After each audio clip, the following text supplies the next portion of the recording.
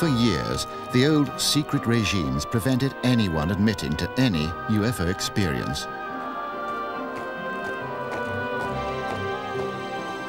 Now, for the first time, General Major Boris Surikov was able to tell us about an unidentified flying object encountered during the Second World War. As it approached, it electrically charged their bomber, threatening a massive fuel explosion. To save the plane, they jettisoned the bomb load, but reported their mission a complete success for fear of reprisals. A shape something like this. Here a ray of fire. This part is reddish. The bow is light, and it was flying at a great speed. It was lighting up the air around it. It looked like a miniature sunset. In the center there was a strange-looking flying object. It did not look at all like an anti-aircraft explosion. The diameter of a flare from an anti-aircraft missile explosion is about 10 meters. Here it was larger, and it was longer than our Buran or an Energia shuttle.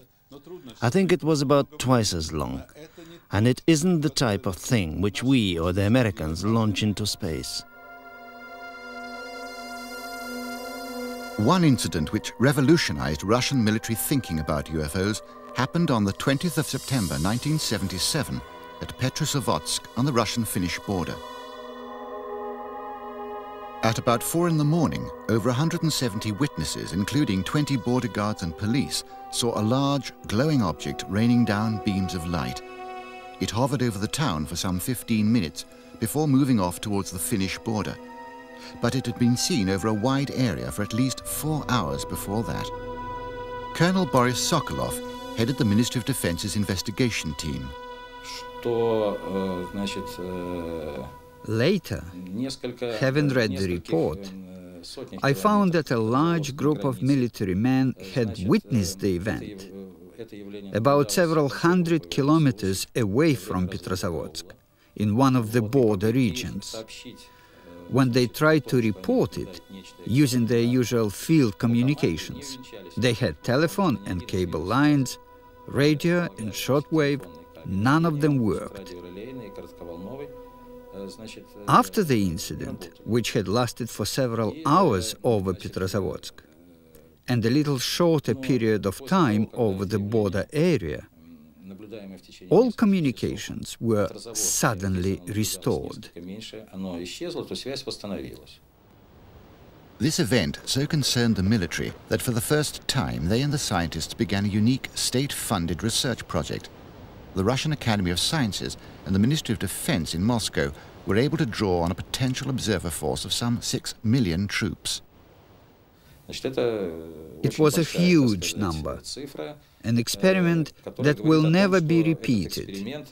It lasted 10 years, and the whole of the Soviet Union was involved, 1/6 of the globe. And the number of potential observers was over 10 million.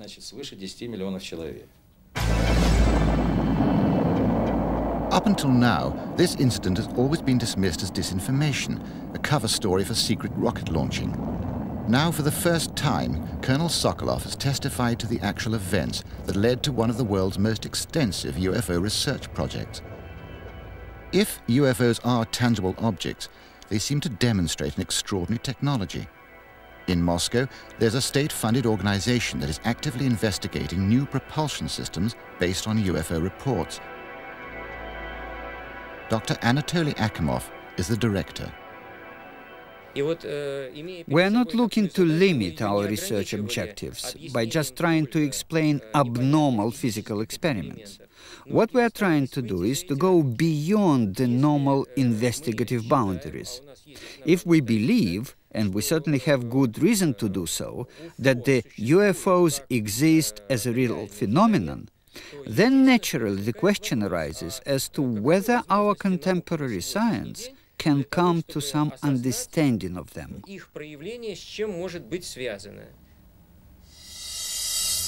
In stark contrast to the openness of the Russians, the British Ministry of Defence are still denying an incident that happened in 1980 here at the Woodbridge Joint British-American Air Force Base.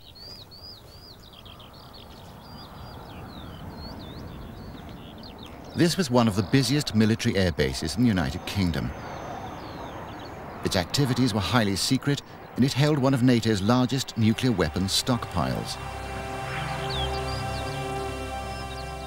It was in the early hours of December the 28th that two teams of base security officers left the East Gate to investigate strange lights in the forest.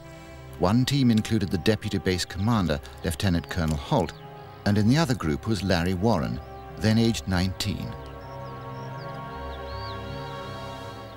I'm standing in Rendlesham Forest. We're on December 28th to 29th, 1980. Just behind me, Colonel Holt and a group of NCOs and officers had their sighting of events, which is recorded on the tape that he made that night, about a quarter mile that way. My event took place right here, heading toward this farmer's field. I had no idea what was about to happen. No one else with me really did at that time at all, except that this field in front of me was illuminated with some very bright, strange light. I noticed that this giant oak tree here was illuminated as well. That was my first indication that something wasn't right in the field. As standard procedure, Lieutenant Colonel Holt was tape recording his team's progress through the forest. As they measured radiation levels, they spotted something through the trees. The voices you hear are from the actual tape. The pictures are a reconstruction. Strange, small red light. You'll see out maybe a quarter to half mile, maybe further out. Switch off. The light is gone now. It was approximately 120 degrees. Try to sight it. Is it back again? Yes, sir. So it does flashlight set. Let's go out to the edge of the clearing so we can get a better look at it. See if you can get the star scope on it. The light's still there, and all the barnyard animals have gotten quiet now. So we're heading about 110 to 120 degrees from the site. I'm through to the clearing now. Still getting a reading on the meter. About 2 clicks. Maybe 3 to 4 clicks, getting stronger.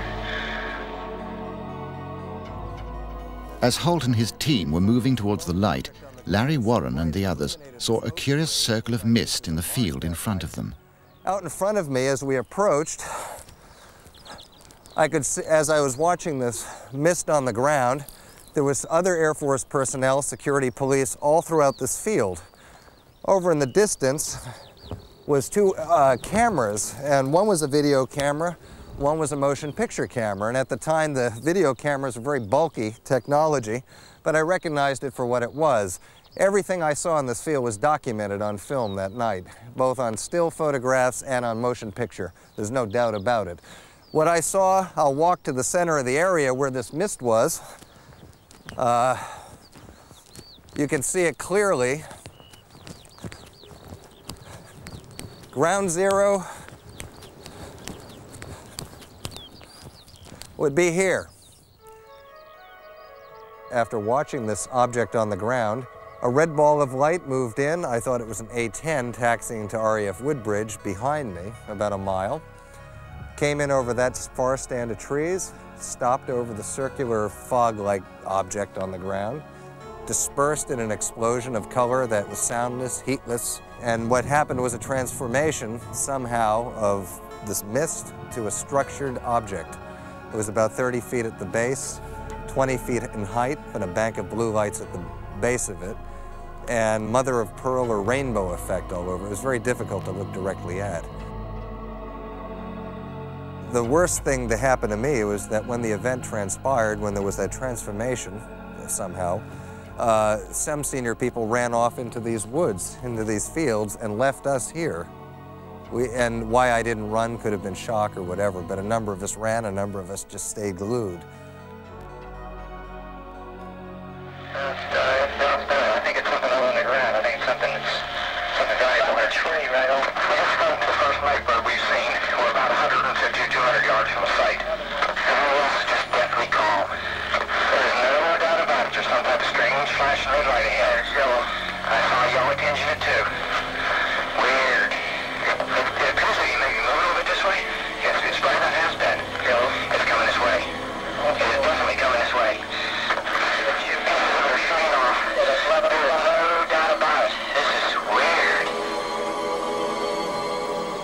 But the military were not the only ones witnessing the events. From his house near the runway, local resident Jerry Harris watched the strange lights around the forest. I stood there for ages. It seemed like ages watching it.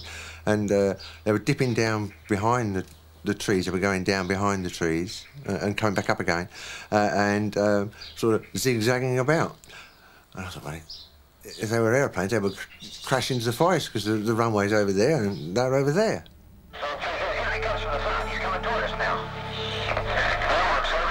I heard these noises over the base. I heard voices shouting. I couldn't hear what they were saying because there was a distance, but I could hear that the wind was in my direction. And also then I heard vehicles start up and sort of drive off. Well, I imagine anyone could have made this up if they were very imaginative. However, I don't know why someone would have chosen to make it up and then carry it on for 14 years when we all have certainly bills to pay, lives to live, other interests, you know. I don't think anyone could make this up. Not the evidence. Actually, you could remove me from the story and you still have a story there. It's just not going to go away. This one will never go away. A strict security clampdown, denials and other explanations quickly followed the incident. Orford Ness Lighthouse, 6 miles distant, was one. Others included meteorites, police cars and bright stars. The alleged films and photographs have never been released, but one abiding piece of evidence remains.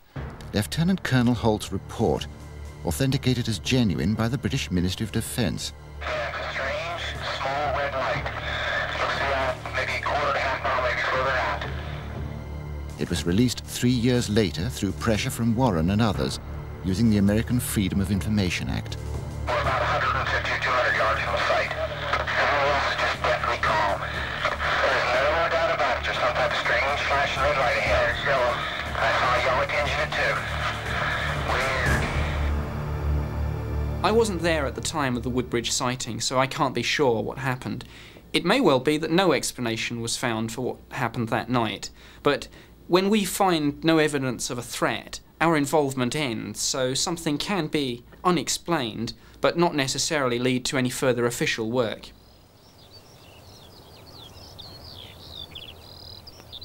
Despite government pronouncements, one man whose views cannot be ignored is Lord Peter Hill-Norton, Admiral of the Fleet and Britain's former Chief of Defence Staff in the early 1970s. It seems to me that something physical took place. I have no doubt that something landed at this US Air Force base, and I have no doubt that it got the people concerned, the US Air Force people and the commanding general at the base, into a very considerable state. My view is that the Ministry of Defence, who were repeatedly questioned about this, not only by me but by other people, have doggedly stuck to their normal line, which is that nothing which was of defence interest took place on that occasion. My position about this has always been quite clear, and I have said this both in public and on the television and on the radio, and I said it face to face to Lord Trefgarne when we met. Either large numbers of people, including the commanding general at Bentwaters, were hallucinating, and for an American Air Force nuclear base, this is extremely dangerous, or what they say happened did happen. And in either of those circumstances, there can only be one answer, and that is that it was of extreme defence interest to the United Kingdom. And I have never had a satisfactory rebuttal of that view.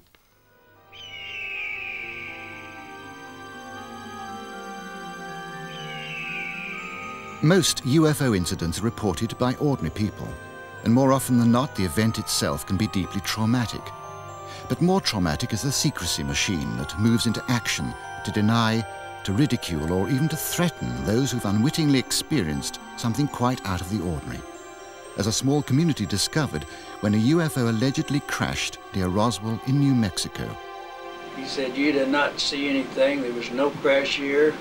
You don't go into town and making any rumors that you saw anything, that there was any crashes." And he said you could get in a lot of trouble. Well, I was a little agitated, a little mad about the situation when he called me an SOB to start with. And I said, hey, look, mister, I said, I'm a civilian and you can't do a damn thing to me. And he said, oh, yes, we can, mister. He said, somebody will be picking your bones out of the sand.